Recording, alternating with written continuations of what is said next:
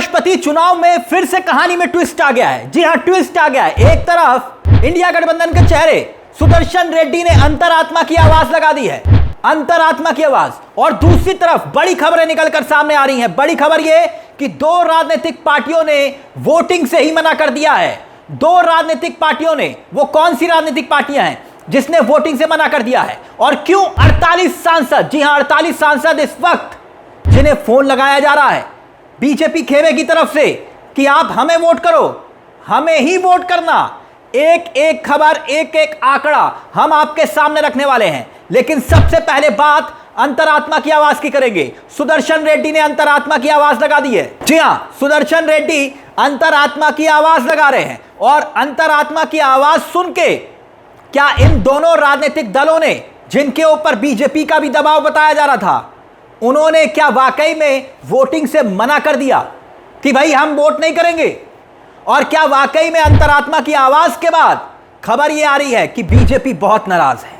सुदर्शन रेड्डी ने अंतरात्मा की आवाज लगाई, जो हम आपको अब सुनाएंगे भी कि क्या कुछ कहा सुदर्शन रेड्डी ने, क्योंकि बहुत बड़ी बात बोली है। बहुत बड़ी बात सुदर्शन रेड्डी ने बोली है कि भाई मैं राजनीतिक व्यक्ति नहीं हूं, मैं संविधान का रक्षक हूं, इसलिए अंतरात्मा की आवाज पर आप मुझे वोट मत करो, देश के लिए वोट करो, देश के लिए वोट करो। बहुत बड़ी बात बोली है, इसीलिए बीजेपी आग बबूला हो रही है। बीजेपी का कहना है कि भाई अंतरात्मा की आवाज ये लगा रहे हैं जिनके ऊपर खुद आरोप है। यानी सीधे तौर पर अंतरात्मा की आवाज को लेकर सियासी संग्राम छिड़ गया है। चंद घंटे बचे हैं वोटिंग के, चंद घंटे, लेकिन इन चंद घंटों से पहले जिस तरह का सियासी बवाल देखने को मिल रहा है, जिस तरह से बीजेपी एक एक वोट के लिए तरस रही है, बहुमत होने के बावजूद, आंकड़े होने के बावजूद बीजेपी बेचैन हो रही है, उससे संकेत और संदेश साफ है कि बीजेपी के लिए आज की तारीख में उपराष्ट्रपति पद के चुनाव में एक एक वोट बहुत जरूरी हो गया है। पहले सुनिए अंतरात्मा की आवाज सुदर्शन रेड्डी कैसे लगा रहे हैं, और फिर उसके बाद वो दो राजनीतिक दल जिन्होंने वोटिंग से मना कर दिया है वो कौन से हैं वो भी आपको बताएंगे। लेकिन पहले जरा सुनिए सुदर्शन रेड्डी क्या कुछ कह रहे हैं। माननीय सदस्यगण, आप सब लोगों को मेरा प्रणाम। ये चंद बातें जो मैं आपके सामने रखना चाहूँगा, ये कोई भाषण देने के उद्देश्य से नहीं है। मैं आपके अंतरात्मा को और आपके सोच विचार को मर्यादा रखते हुए कुछ शब्द आपसे कहना चाहूँगा।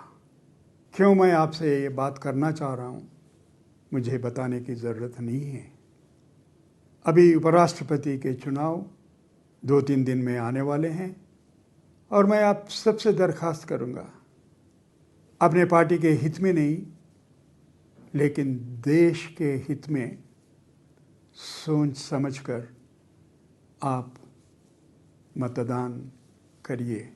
मुझे पूरा विश्वास है आप जो भी निर्णय लेंगे वो मेरे हित में और आपके हित में नहीं लेकिन देश के हित में आपका निर्णय होगा।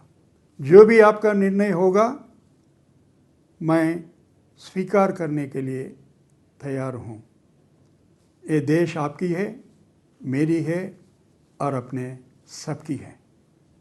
इस देश को संभाल के रखने में मेरे से भी ज़्यादा आपकी बहुत जिम्मेवारी है, क्योंकि आप माननीय सदस्य हैं पार्लियामेंट के। यहाँ केवल उपराष्ट्रपति के लिए वोट नहीं है, यहाँ भारत की आत्मा के लिए वोट है।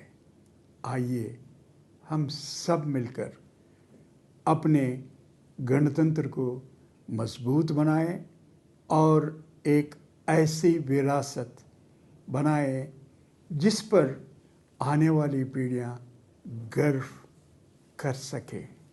Now it is for the people of India to decide. चलिए आप देखिए ये दो दल कौन से हैं जिन्होंने वोटिंग से ठीक पहले, चंद घंटे पहले मना कर दिया कि हम वोट नहीं करेंगे।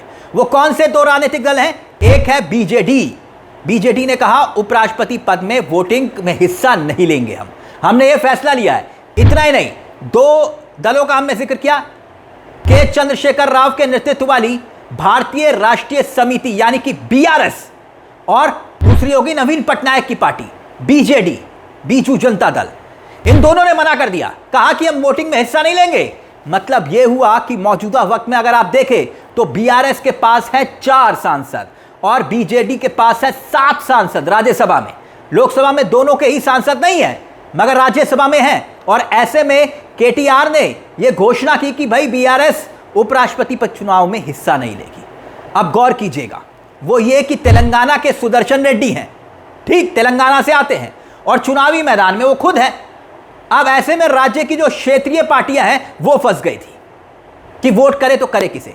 तो क्या वाकई में गेम अब फंस सकता है? यह बात क्यों कही जा रही है? आंकड़ों पर भी गौर करिएगा, आंकड़े बहुत दिलचस्प हैं। और वो कौन से 48 सांसद हैं जिनका जिक्र हम कर रहे हैं? दरअसल ये वो 48 सांसद हैं जो कि ना तो बीजेपी के हैं यानी कि ना तो वो एनडीए खेमे के हैं और ना ही वो कांग्रेस खेमे यानी कि इंडिया गठबंधन के हैं। बड़ी बात ये जो आंकड़ा है वो गौर करने वाला आंकड़ा ये है कि चाहे वो लोकसभा हो या फिर राज्यसभा में, दोनों ही जगह ऐसे गैर इंडिया गठबंधन के और गैर एनडीए गठबंधन के मौजूदा सांसद हैं। राज्यसभा में उदाहरण के तौर पर 30 सांसद हैं। 30 सांसद ऐसे हैं जो गैर इंडिया गठबंधन और गैर एनडीए गठबंधन के हैं। मतलब कि वो 30 सांसद कहां वोट करेंगे, बड़ा सवाल। अब इसके साथ साथ 15 ऐसे सांसद लोकसभा में हैं, यानी कि कुल इनकी आंकड़ा जो है वो 45 तो हो गया। आप कहेंगे 48 कैसे? कई निर्दलीय सांसद भी हैं। जी हां, कई निर्दलीय सांसद है। कैसे सांसद? स्वाति मालीवाल जैसे, जो कि आम आदमी पार्टी में है, आम आदमी पार्टी से राज्यसभा गई मगर उनका आम आदमी पार्टी से कोई लेना देना नहीं क्योंकि वो बागी हो चुकी है आम आदमी पार्टी से। ऐसे सांसद भी बीजेपी की रडार पर हैं जिन्हें कहा जा रहा है कि आप एनडीए के प्रत्याशी को वोट करिए। और अब कुछ और आंकड़े देखिए। मौजूदा वक्त की अगर हम बात करें तो मौजूदा वक्त में राज्यसभा में 239 सांसद है, ठीक। लोकसभा में 542 सांसदों का स्ट्रेंथ है। दोनों को मिला ले तो सांसदों की संख्या 781 हो जाती है। और उपराष्ट्रपति पद के उम्मीदवार को जीतने के लिए कितने चाहिए? आधे वोट, आधे सांसदों के, यानी कि आंकड़ा बैठता है 391 वोटों का जरूरत होगी। और इन आंकड़ों के हिसाब से एनडीए उम्मीदवार जो सीपी राधाकृष्णन है वो जीत जाएंगे, लगभग तय माना जा रहा है। तो फिर बीजेपी इतनी बेचैन क्यों है? बीजेपी को इतनी बेचैनी क्यों है? 2022 के उपराष्ट्रपति पद के चुनाव को याद करिए।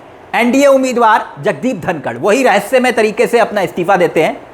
शानदार बहुमत हासिल किया था इन्होंने अपने गुट के साथ साथ। इन्होंने तब वाईएसआर कांग्रेस बीजेडी का समर्थन इन्हें मिला था। जगदीप धनखड़ के कुल 75%, जगदीप धनखड़ को 75% तब वोट मिले थे। 3 साल पहले यह चुनाव हुआ था। 528 वोटों से जीत हासिल की थी जगदीप धनखड़ ने उपराष्ट्रपति पद के चुनाव में। मगर इस बार चुनाव फंसा हुआ है। मुश्किल किस तरह से एक एक वोट को जुटाया जा रहा है वो इन खबरों के जरिए आप समझ सकते हैं। वहीं इस बीच खबर आती है कि चुनाव से पहले उपराष्ट्रपति पद के जब चुनाव होने वाले हैं तब उससे ठीक पहले मोदी राष्ट्रपति से मुलाकात करते हैं। राष्ट्रपति से मुलाकात करते हुए तस्वीरें आती हैं और तब उस दरमियान ये भी सवाल खड़े हुए कि जब जगदीप धनखड़ इस्तीफा देने गए ना तो कोई तस्वीर थी, ना कोई फोटो थी, ना ये बात सामने आई कि जगदीप धनखड़ कितने बजे पहुंचे राष्ट्रपति भवन, कितने बजे उन्होंने इस्तीफा दिया तो फोटो क्यों नहीं आई। चलिए ठीक है, जगदीप धनखड़ कहाँ हैं, कैसे हैं, किस हालत में हैं, छन छन के खबरें आ रही हैं। मगर राष्ट्रपति से मुलाकात करने गए तब क्या कैमरामैन का कैमरा खराब हो गया था क्या? तब वो फोटो क्यों नहीं आई, वो तस्वीर क्यों नहीं आई? तमाम तरह की बातें सामने आ रही है। मगर खबर बस इतनी है कि उपराष्ट्रपति पद के लिए जो अब वोटिंग होनी है उससे पहले जो ट्विस्ट आया है, सुदर्शन रेड्डी ने जिस तरह से अंतरात्मा की आवाज लगाई है उसने इस कहानी को क्या वाकई में फिर से बदल दिया है। दो राजनीतिक दल वोटिंग से मना कर रहे हैं। 48 सांसद कहां वोट करेंगे यह एक बड़ा सवाल है। लेकिन फिर हम साफ कर दें, एनडीए बड़ी आसानी से चुनाव जीत सकता है, यह लगभग तय है, यह तय है। मगर सबसे बड़ी बात यह है कि अगर 5, 10, 15 सांसदों ने वोटिंग इधर से उधर कर दी यानी कि क्रॉस वोटिंग, तो फिर मोदी और अमित शाह के लिए यह बहुत बड़ी फजीहत होगी। इसका सबसे बड़ा उदाहरण चलते चलते हम देना चाहेंगे। कॉन्स्टिट्यूशन क्लब के जो चुनाव हुए थे, राजीव प्रताप रूडी वर्सेस संजीव बालियान, और तब उस वक्त राजीव प्रताप रूडी के समर्थन में इंडिया गठबंधन के सांसद आ गए थे और बड़े बड़े सांसद वोट कर रहे थे राजीव प्रताप रूडी को। और वही राजीव प्रताप रूडी इस वक्त बीजेपी के भीतर एक नया मोर्चा खोल चुके हैं। निशिकांत दुबे उनके निशाने पर हैं, यानी कि मोदी और अमित शाह के सबसे खास निशिकांत दुबे राजीव प्रताप रूडी के निशाने पर। तो ऐसे में जो अंतर विरोध इस वक्त एनडीए खेमे में चल रहा है, क्योंकि राजीव प्रताप रूडी तब चुनाव जीत गए थे कॉन्स्टिट्यूशन क्लब का, तो क्या वाकई में उपराष्ट्रपति पद के चुनाव में कुछ पर्दे के पीछे चल रहा है, जिस तरह की खबरें छन छन कर सामने आ रही है। इस मुद्दे को लेकर दोस्तों आपकी क्या राय है, हमें कमेंट बॉक्स में जरूर बताइएगा। मुझे तिलक चावला को दीजिए इजाजत। चलते चलते दरख्वास्त, हमारे चैनल को सब्सक्राइब करना मत भूलिएगा। यह मंच आप ही का है, जहां हम सिर्फ खबर नहीं दिखाते बल्कि खबर के पीछे की खबर भी बताते हैं। नमस्कार, जय हिंद, जय भारत।